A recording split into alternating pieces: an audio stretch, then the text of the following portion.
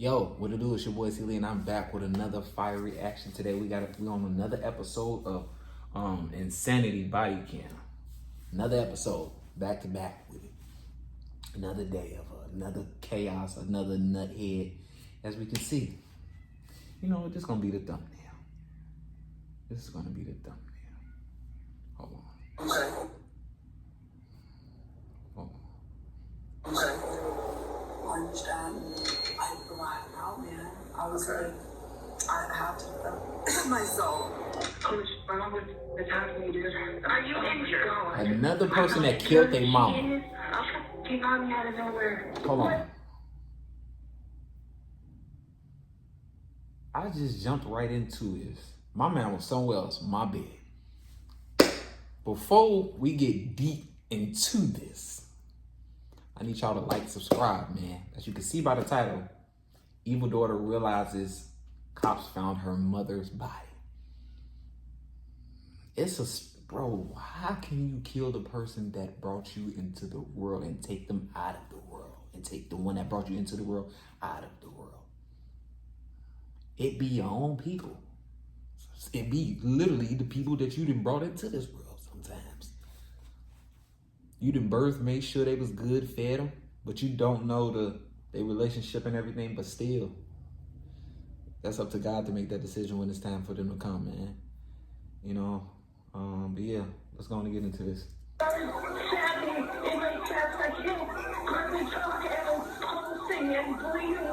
Damn. Following these two separate 911 calls, police rushed to the scene to find a mother abandoned with multiple stab wounds and her daughter nowhere to be seen. As detectives try to determine who's telling the truth, they encounter a series of calculated lies, deliberate attempts to manipulate detectives, and a past family tragedy that ultimately led to this violent night. First responder.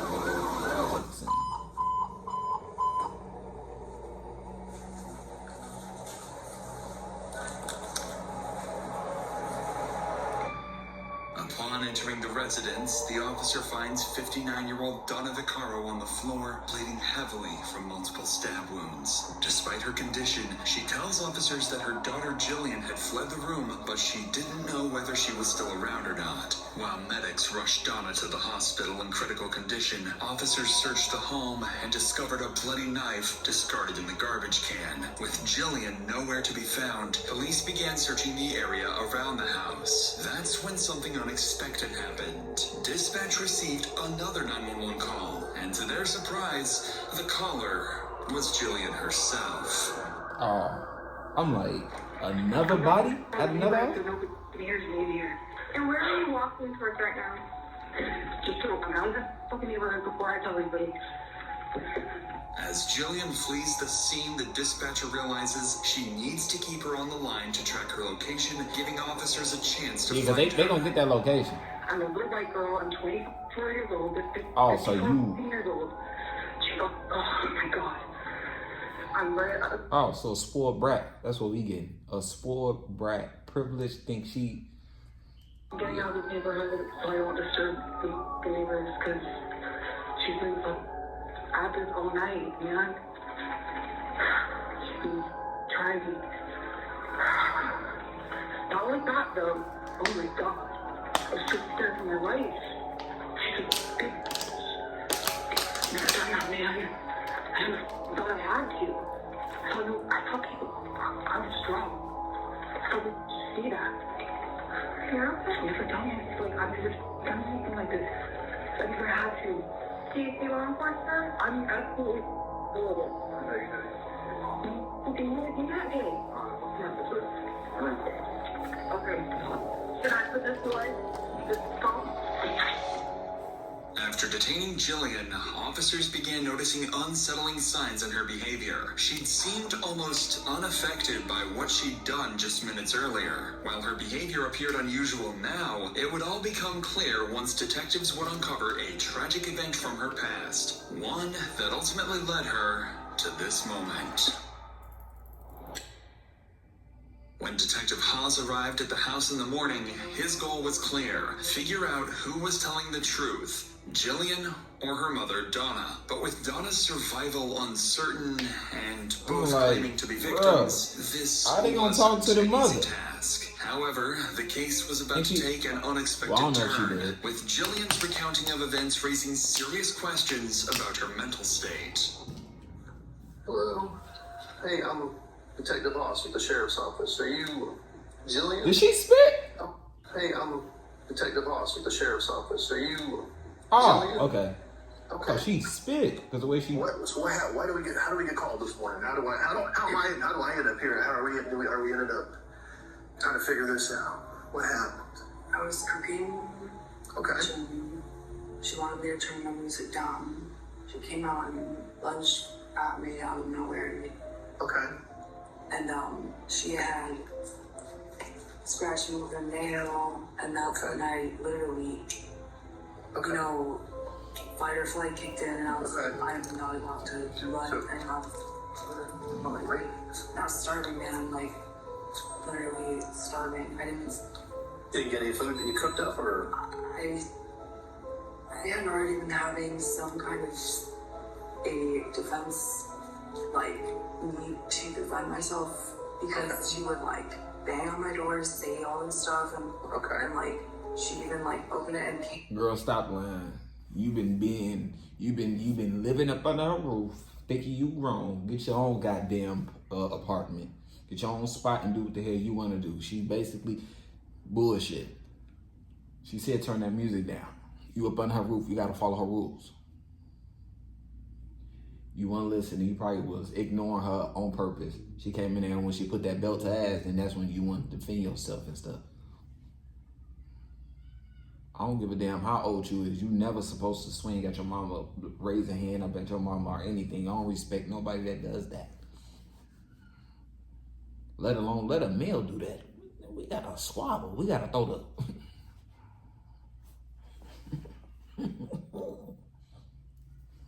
in my room like a rusty screwdriver, and I have to like bang the door closed because I was like, oh my god. Was that today, yesterday or today though, or was that something? That was just this past week. We've had a few things where few arguments. And then even the police were called where she had to get a welfare check because I just was like, I don't want to talk right now. Like I'm just resting. Like. Detective Haas couldn't help but notice Jillian's unusually calm demeanor, especially for someone claiming self-defense. Though shock could explain her reaction, Detective Haas was skeptical and continued digging deeper. You were in the kitchen, but then you went to the living room. You're listening to some music, and then she come barging out of her room. It's like a bad like. Did she? Like, She's lying. So you knew it was her, but she come out, and was she have anything in her Hell hand, no. or is she like, what's she doing? What's she saying? I'm trying to figure out which hand it was without my hands. Mm-hmm.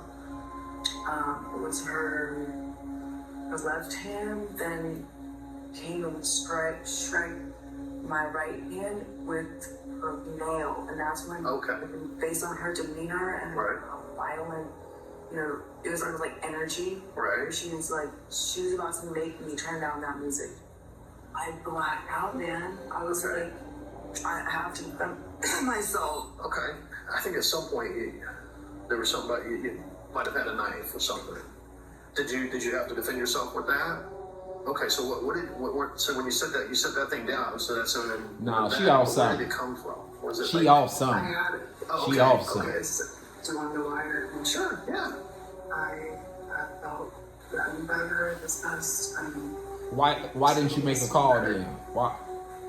Her approaches towards me. Okay. Such. Has she ever physically attacked you in the past? Like, was she really trying to like was she hurt you, or what she did to you then? She hopped on me, trying to get my phone, trying to rip it off me, and like I was just a little girl, and I was like trying to. Has she ever tried to like really seriously hurt you, like, you know, shoot you or run you over the car? Wow, you know, I mean, she's your mom and all. I wouldn't think she would try to do that, but I don't know her, so she's never tried to like really like try to. What's with the facial reaction? Hurt you or kill you, kind of. No, she off that shit. She off that shit. Look at her. Look at her. No, that's the thumbnail. Bro, she off that shit. Okay. Yeah, she off that. Jillian's claim that she felt threatened by her mother was especially serious, given the violent nature of the incident. Detective Haas couldn't rule out the possibility that she acted in self-defense, even if her demeanor suggested something completely different. However, at this stage, unless her mother Donna survives her injuries and provides an account, police would need solid evidence to either support Jillian's story or contradict it. So while officers at the scene continued gathering evidence, Jillian was transported to jail, where Detective Haas would soon begin to realize just how delusional and deranged her view of the situation truly was. When Jillian was placed inside a jail cell, Detective Haas began collecting routine evidence, including a DNA swab. During the procedure, Jillian asked an unexpected question. They get this the nature of it, doesn't have the nature of it. If I can answer my way. Okay, so Sure. did you think that Gary stuff? Her little ass look like Mary Poppins looking. No, I'm just playing. And they press charges on the people charging at me.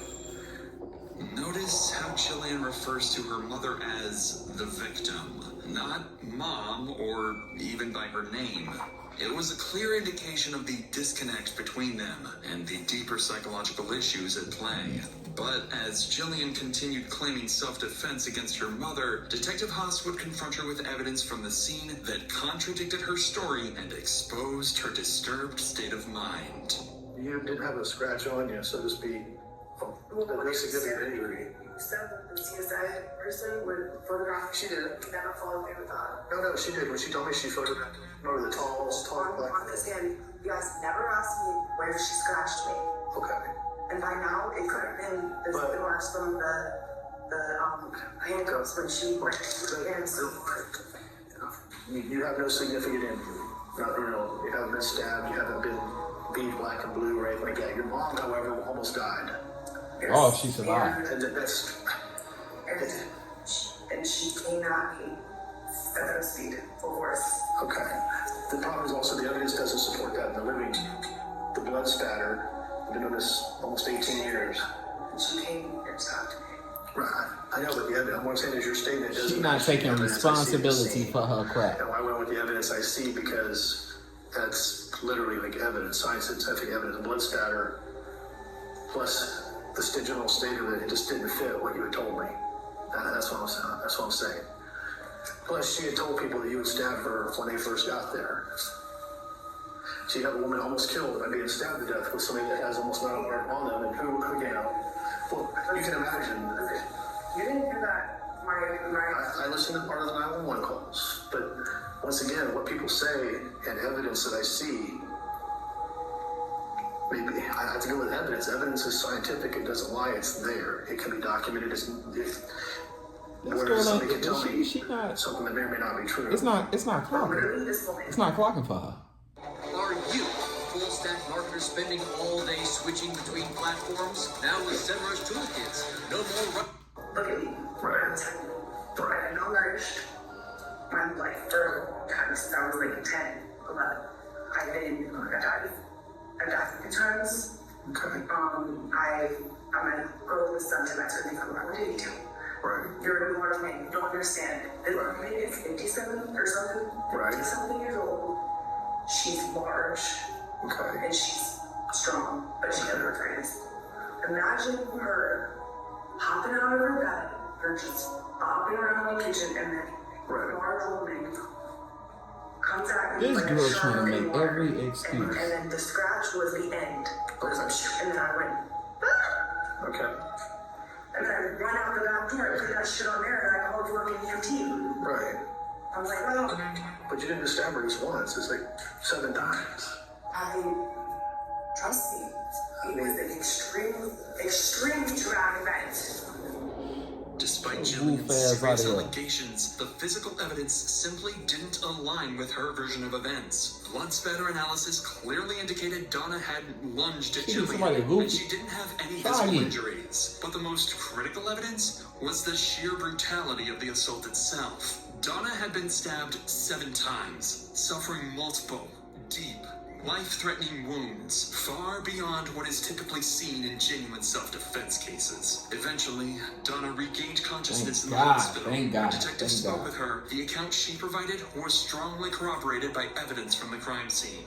Donna also revealed crucial details about Jillian's emotional state leading up to the attack. She explained how the death of Jillian's father had completely devastated her, pushing Jillian into severe isolation, depression, and emotional distress. Despite Donna's efforts to support her daughter, their relationship rapidly deteriorated, ultimately spiraling towards this tragic breaking point. Although Jillian's exact motive remained unclear, and the allegations against her mother were never supported by evidence, the tragic events clearly point towards severe mental and emotional deterioration. Yeah, you can tell she was blonde. Now look, she's found guilty of attempted murder. While her sentence is still pending, she is likely to receive a sentence of up to 30 years behind bars.